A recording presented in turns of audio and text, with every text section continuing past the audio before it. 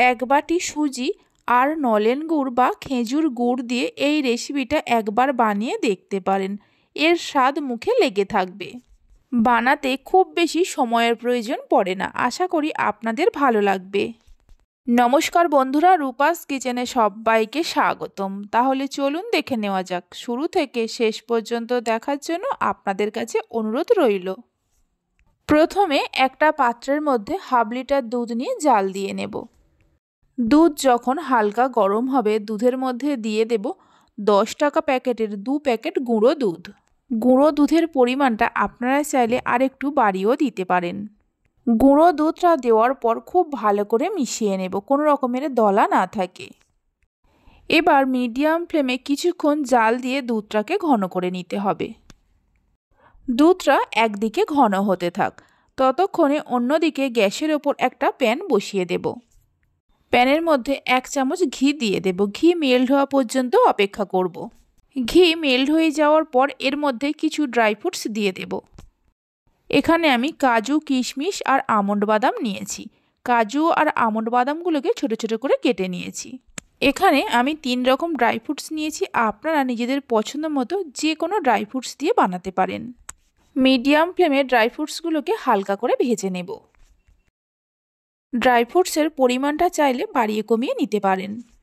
Minute 3-4 সময় ধরে ভেজে নেওয়ার পর একটা প্লেটের মধ্যে ঢেলে নিয়ে রেখে দেব। ওই প্যানটা গ্যাসের ওপর বসিয়ে দিয়ে আরও 1 চামচ ঘি দিয়ে দেব। ঘি গলে যাওয়ার পর একটা ছোট সাইজের বাটির 1 বাটি সুজি এর মধ্যে দিয়ে দেব। ওজন হিসাবে 100 গ্রামের মতো সুজি আছে।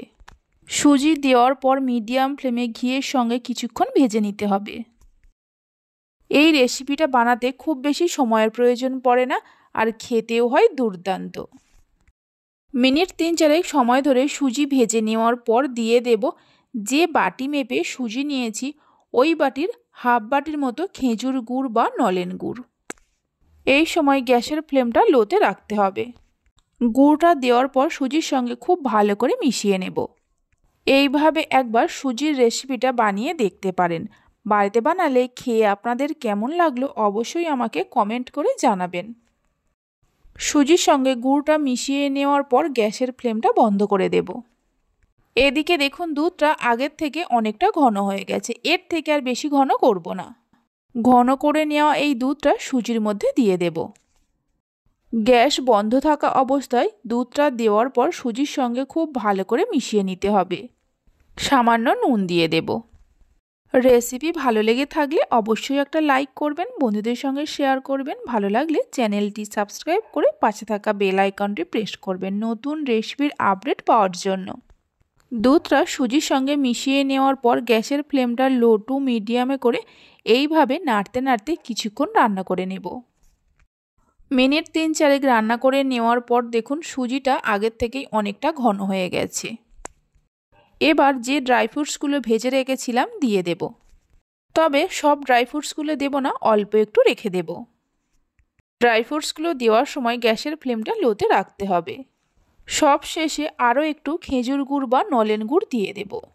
আপনারা যেমন মিষ্টি খাবেন সেই মতো গুড়টা দেবেন।